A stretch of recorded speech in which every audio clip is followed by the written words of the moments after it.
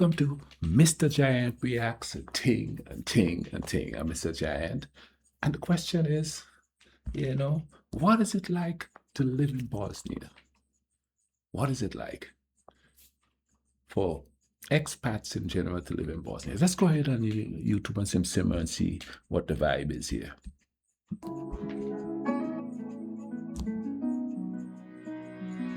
The dream of an affordable European life. The whisper that follows every expat conversation in 2026. There's a country in Europe where rent is $300 a month, where a full dinner with wine costs less than 10, where the mountains are stunning, the people are warm, and the cost of living feels like a misprint. This is the picture Bosnia and Herzegovina paints, and it paints it beautifully. We know because we bought it. We packed our lives into boxes, chasing that whisper of one of the cheapest, most beautiful corners of Europe still left on the map. Okay, now remember that this here is from an expat's perspective, okay? So, I know I have some Bosnian peeps that's watched this. What is it like for the locals there? Because I know I've been from an island myself. I know that what the expats live in, how they live in nice, is totally different to how the people in the country live. You know what I mean? We are working and living there, getting paid wages from there. So comment down in the comment section and tell me about that vibe. But here's what the postcard doesn't show you. It doesn't show you the bureaucracy that can turn a simple residency application into a 6-month odyssey. It doesn't warn you about the toxic winter smog that suffocates Sarajevo from November to March. And it definitely doesn't mention the political complexity. 3 presidents, 2 entities, and a layer cake of administrative confusion that locals have learned to navigate, but visitors find baffling. We moved here to find out what life in Bosnia and Herzegovina is really like beyond the travel brochures and the cheap living TikToks. I tell you what, the only thing that bothers me there is the winter smog. All that other stuff, bureaucracy, all that, that's everywhere you go, that's in any place you go, And that's what we're sharing today. This is the complete, unfiltered guide, based on our own trials, our mistakes, and our wins. If you love honest country guides like this, hit that subscribe button. Every week, we take you to a new corner of the world and share what life there is really like. Man, that place is We'll break down the true cost of living, from rent in Sarajevo to a perfect Bosnian coffee in Mostar. We'll get into the layered culture, from the call to prayer mixing with church bells to the unwritten social rules every newcomer needs to know. And we'll give you our honest take on what to really expect when you trade your old life for one in this fascinating, sometimes frustrating Balkan country. So stick around. We're about to pull back the curtain. I know that bridge. Starting with the number one reason most of us are drawn here. The money. The biggest draw, the main event, the siren song of Bosnia and Herzegovina for any expat is the cost of living. You've seen the videos. You've read the articles. How we live in Sarajevo for $800 a month. Why Bosnia is Europe's last cheap paradise. We saw them too. $800 a month. Our heads were filled with images of huge apartments for the price of a closet back home, 3-course meals for the price of a coffee, and a freelance income that would stretch like nowhere else in Europe. I mean, let's be real here, you know what I mean? Like a minimum wage worker would make about between $800 and $1,000 a month here. If they move there and still able to make that type of money, they'd be living nice. They'd be living nice. And here's the truth. But getting there... Those rumors are not lies. They're genuinely real. Here's the 2026 picture. In Sarajevo, a furnished 1-bedroom apartment in the city center, in expat-friendly neighborhoods like Bashčaršija or Marigin Dvor, rents for 300 to 500 euros a month. Outside the center, you can find solid 1-bedrooms for 200 to 300 euros. In Mostar, prices drop another 15 to 20%. A central 1-bedroom in Mostar runs around $220 to $380 a month. For a comfortable single expat lifestyle in Sarajevo, plan for 800 to 1,200 euros a month. That covers rent, groceries, transport, dining out a few times a week, and a co-working membership. In Mostar, knock another 20% off everything. Couples can live very well on 1,500 to 2,000 euros combined. A family of 4 can manage on around That's beautiful, $3,000 a man. month, including rent. The daily prices are where Bosnia genuinely shocks you. A traditional meal of ceva pie, the legendary Balkan grilled minced meat in fluffy salmon I know bread, what that is. costs That looks around good. $3 to $6. A Bosnian coffee with a Turkish delight on the side and less than $2. A bus ticket across Sarajevo, less than $1. Groceries cost about 60% less than Western Europe. And here's a critical detail 60%? most expats miss. The Bosnian currency, the convertible mark, is pegged to the euro at a fixed rate of €1 to 1.96 marks. That means zero currency risk if you're earning in euros. Major banks accept Visa and MasterCard widely in the cities, though cash is still king in rural areas and small shops. See, that's the thing. If you're earning in euros, you're doing really good. But if you're earning in marks, maybe not so much. That's why I said, for Bosnians, tell me what it is, because, this is a picture for expats here. Even though it's a picture for expats here, it's still showing some really good vibe about Bosnia itself. You understand what I'm saying? So, Honestly, Bosnia is one of the genuinely cheapest places left to live in Europe. The math is real. But that affordability comes with trade-offs we'll get into in a minute. Now let's talk about the visa. Because here is where Bosnia gets complicated. There is no formal digital nomad visa in Bosnia and Herzegovina. That's the first thing to know. Most nationalities, including United States, United Kingdom, EU, Canadian, and Australian citizens, get 90 days of visa-free entry. Many remote workers use this window to live in Bosnia for 3 months at a time, then take a quick border run to Croatia or Montenegro and re-enter for another 90 days. But for proper long-term residency, you have 2 main paths. The first path is registering a Bosnian company called a DOO, or a sole proprietorship called an OBRT. Once registered, you can apply for a 1-year temporary residence permit tied to your business activity.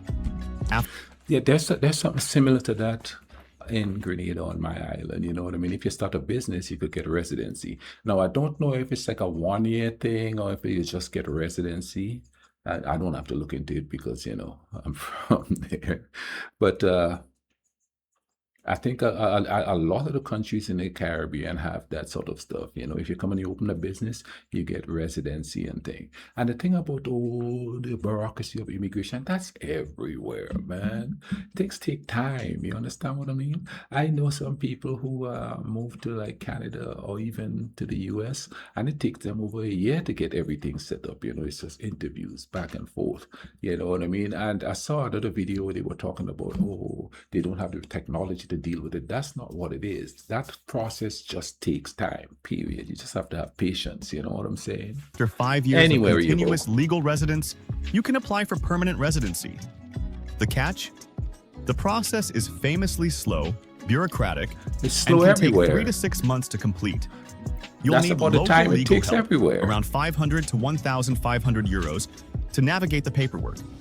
The second path is study or work-based residency, which requires either enrollment at a Bosnian university or sponsorship by a Bosnian employer. The tax situation, however, is one of Bosnia's biggest hidden advantages. The personal income tax rate is a flat 10%, one of the lowest in Europe. For freelancers working through a That's registered beautiful. DOO, the tax structure is remarkably favorable. Now, the language. Bosnian, Croatian, and Serbian are essentially the same language written in either Latin or Cyrillic script. In Sarajevo, you can survive in English, especially in IT, tourism, and expat-heavy areas like Bashčaršija. Mostar is more tourist-friendly. But step outside the cities into Tuzla, Banja Luka, or smaller towns, and English drops off sharply. Honestly, we recommend learning basic phrases. Dobar dan for hello. Hvala for thank you. Kava za dvoje for 2 coffees. Locals deeply appreciate the effort, and it opens doors fast. Now let's talk about the things that genuinely made us fall in love with this place. Bosnian Let's food hear is it. hearty, smoky, and built around centuries of Ottoman influence. Start with cevapi, the national dish. I know that. Small grilled minced meat sausages served in fresh somun flatbread with raw onions and a side of kajmak, a creamy clotted dairy spread. Best places to try them? Zeljo or patika in Sarajevo. I never ate Around it, but it looks $4 for a good. plate that feeds you for the rest of the day. Then there's burek, the famous Balkan pastry. Burek. Flaky phyllo dough rolled into spirals and filled with seasoned minced meat. Don't make the mistake of calling the cheese, spinach, or potato versions burek. Those are srnica, zeljanica, and krompirusha. Locals will gently correct you. We learned the hard way. Try begova chorba, the Bayes soup, made with chicken, okra, and root vegetables. Okra. Or we Pita, call it okra. the family of stuffed pastries. Sarma, cabbage rolls stuffed with rice and meat. Sogan dolma, sweet onions stuffed and slow-baked. And don't leave without trying baklava and tuf fahija, an Ottoman dessert of poached apples stuffed with walnuts and cream. But what truly defines Bosnian culture is the coffee. Bosnian coffee is not a beverage. It is a ritual. Served in a copper set called filjan, with a small copper pot called jezva. Brewed slowly. Drunk even slower. Always accompanied by a small Turkish delight or sugar cube. Bosnians can sit for 2 hours over 1 cup of coffee.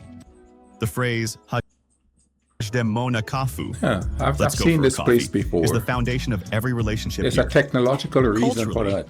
Bosnia is I'll be honest with you. I didn't put coffee and Bosnia together. I really didn't. I don't know why, but again, it's like the the imagery. It's like Europe, and the British drink tea mainly. And when you don't know places, you sort of it says it's Europe, so you think everybody drank tea there, just everywhere. So you know what I mean. But I know the difference now, But when I was younger on the island, with the communication of what people are telling us the place is like, it was mainly Western Europe we heard about, not Bosnia and layered in a Serbia way and that stuff like genuinely that. doesn't exist anywhere else in Europe. In Sarajevo, you can stand in one spot in the Old Town and see a Catholic cathedral, an Orthodox church, a Jewish synagogue, and a centuries-old mosque, all within 5 minutes walk. The Ottoman quarter of Başarşehir meets the Austro-Hungarian boulevards, meets Tito-era brutalist apartment blocks, meets modern shopping centers. The country has been called the Jerusalem of Europe, and standing in the right spot, you understand why. Mostar, in the south, is a Mediterranean dream. The Mediterranean. famous Starry what? Most Bridge, rebuilt Ocean in there too? 2004 after being destroyed in the war, is one of the most photographed structures in the Balkans. Young men still dive from the top of the bridge into the freezing turquoise Neretva River below, a Freezing. centuries-old tradition. If you've been to Bosnia, tell us your favorite spot in the comments below. Was it Sarajevo or Mostar? Now for the part nobody likes to share. The frustrations. The realities we wished someone had warned us about. First, the winter smog. This is serious. Sarajevo sits in a valley surrounded by mountains. In winter, the cold air traps emissions from coal heating and traffic, creating some of the worst air pollution in all of Europe. There are days from November to March when the city sky is genuinely brown. People with respiratory issues should think carefully before moving to Sarajevo. Many expats actually leave the city in mid-winter and escape to the mountains or to Mostar to breathe again. Second, the bureaucracy. Bosnia's political structure is unlike anything else in Europe.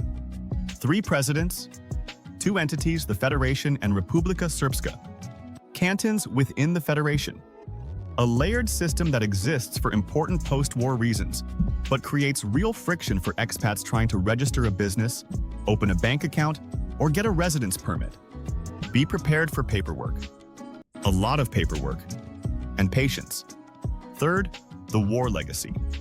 30 years after the war, Bosnia is healing beautifully. Sarajevo is vibrant, safe, and welcoming. But the legacy is still visible. Buildings with bullet holes. The Sarajevo Tunnel Museum. War cemeteries on the hillsides. Some rural areas still carry warnings about unexploded mines from the 1990s. Hiking off marked trails in remote regions is genuinely dangerous. Stick to established paths. Fourth, the expat community is small. Compared to Belgrade or Zagreb, the international scene in Sarajevo is modest. You'll likely socialize mostly with other expats, NGO workers, and the small but growing digital nomad crowd. If you crave a large international community, Bosnia will feel quieter than expected. Fifth, language. Why would you go to a country and not immerse yourself in the culture? Well, if you go to a different culture, you live in the culture, and then when you get a little homesick, if there's an expat community, you go hang out with them. But you live in the culture. That's where you're going to learn the language. That's where you're going to learn the culture. That's where you're going to get the real vibe, the real authentic food and stuff. Not by, just by restaurants and stuff. You befriend the locals and let them cook the vibe for you. You understand? Like, same thing if you go to the Caribbean, man. Befriend some locals. Let them cook you up a proper rice and peas or something like that, I know a lot of people move to the States or to Canada or to Britain, and then they center themselves right smack dab in an area where there's people from their country. What's the point if you're going to do that? You know what I'm saying? What's the point? You know what I mean? If you're going to go somewhere different, go somewhere different. You know what I'm saying? But then that's me, because I like different stuff. That's just me. Barriers outside the cities. English in Sarajevo and Mostar is manageable. Outside, you genuinely need basic Bosnian, Croatian, or Serbian to function. Learning the language is not optional for long-term integration. But honestly, for us, every one of these frustrations has been worth it. The winters drive you to fall back in love with summer. The bureaucracy teaches you patience. And the war legacy makes the resilience and warmth of the Bosnian people even more profound. So would we do it again? Honestly, yes. Without hesitation. Bosnia is the perfect base for the kind of expat who values authenticity over polish. Beautiful, man. Who would rather drink coffee for 2 hours with a new friend than rush through Instagram destinations. Who appreciates being somewhere truly off the beaten path. And who is willing to trade some convenience for unbeatable affordability and genuine cultural depth. It is perfect if you're a remote worker earning in euros or dollars, looking for one of Europe's lowest cost bases. If you love history that you can actually touch. If you crave mountain landscapes, turquoise rivers, and Ottoman bazaars. If you want a flat 10% tax rate. If you can handle slow bureaucracy and patient integration. It might not be for you if you need polished infrastructure everywhere. If you require a large expat scene. If winter air quality is a deal breaker. If you need everything to work quickly and efficiently. If you want to live exclusively in English with no language learning. But for the right person, Bosnia and Herzegovina is one of the most rewarding, beautiful, and quietly extraordinary places to live in all of Europe. Underrated, affordable, real, and waiting for those patient enough to discover it. That is the truth about living in Bosnia and Herzegovina. The only thing that seems a little troublesome is the winter smog, but I don't like winters much anyway. It's too cold for my tropical bones, I tell you. You know what I mean? So that ain't got nothing to do with Bosnia, really.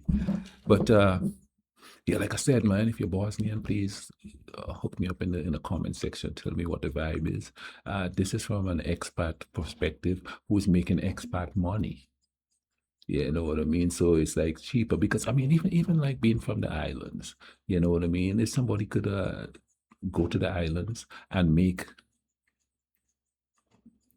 like US money or even probably euros too, because I know for every American dollar, that's almost $3 in Eastern Caribbean currency. So, you'd be living good. You'd be living good. Now, it's a different story for the locals because they're working and living there and making what the economy there says, you know what I mean? So if you're Bosnian, hook me up in the comment section. If you're an expat and you're watching this, let's hear your perspective also, you know what I mean? But yeah, the bureaucracy, that's anywhere, man. That stuff just takes time anywhere you go. It doesn't matter. I'm watching another YouTuber who lives in Thailand, I think, and they having the same stuff going on there. He's got to leave for a while. He just went to Kuala Lumpur and then have to spend 3 days there, then go back, and so that's everywhere you go, man. That's not just there. You know what I mean? So that just comes with the territory. And even if it's a country with really superb technology to go through this, it's still going to take some time because they're going to interview, they're going to vet you before they have you in the country. That is understandable. That's stuff you got to deal with. You understand what I'm saying? Uh, and if you're traveling, travel to learn about people. Don't just go, oh, it's financially viable to live here. Show some respect and go learn the culture and stuff like that. I mean, living in America, shoot, I've tried all the food I could try here. I've, done all the stuff they do. You know what I'm saying? You vibe into them. You vibe into them. You know what I'm saying? So there it is. Bosnia looks pretty nice. And I'm not even looking at it from an expat perspective. I'm looking at it from a human being who just want to go enjoy the place. You understand what I'm saying? I hope you guys enjoyed this reaction. Please drop a like on the video and check out my other videos on Bosnia. I will link it in the bottom here somewhere. I have like a playlist of videos I did on Bosnia, both cultural and music. So please check them out. In the meantime, let's keep the love. One more thing I want to say before I leave. Let's try to understand each other. And the thing about going to another country and not immersing yourself in the culture and living in expat communities, how are you going to understand the people if you don't like immerse yourself in them? The misunderstanding is what creates friction, really, between groups of people, between countries, between cultures and stuff like this. Misunderstanding. So what if you're not like me? Are you human? Can we get along even though we're different? When we meet here, we vibe up and think as human beings, you know what I'm saying? Not as cultural beings, as human beings, but enjoy each other's culture. The differences is what makes this world beautiful, man. This would be so boring if everybody was the same. It'd be so boring. Some people would like us to think it would be a lot more harmonious if we're the same. It'd be boring. It would be boring for me, at least, because I like, if I go here, there's different type of food. If I go here, there's a different type of language. You understand what I'm saying? And in bigger cities, in bigger countries like the US, Canada, and stuff, some people know. But when you go outside of there, you get it from the news. You get your information from the news and from documentaries and stuff. I'm not speaking about this one specifically, just in general. Like, I'll give you an example. When I was a kid, the news we got from out of Africa is like starving kids with skinny legs and big bellies. That's all you see over and over again. Not taking into consideration that Africa is a big place and not every place in Africa is like that. That was in famine areas where Mother Nature is doing her thing and is creating havoc. But nobody's showing you the other side, and there's a deliberate reason for that happening. So for especially countries in the Balkan countries, there with all the turmoil and stuff that they've had, that's what people see. They don't really see this vibe. And I'm not talking in big cities, maybe because there's people from those countries living in these big cities. But small places like where I am, what they know is what they see in the news, man. And usually, news and certain documentaries, they sensationalize the bad stuff because people eat that stuff up for some reason. You have to dig deeper and see what the vibe is. Y'all take care of each other. Let's try to keep the love and understanding in this world, okay?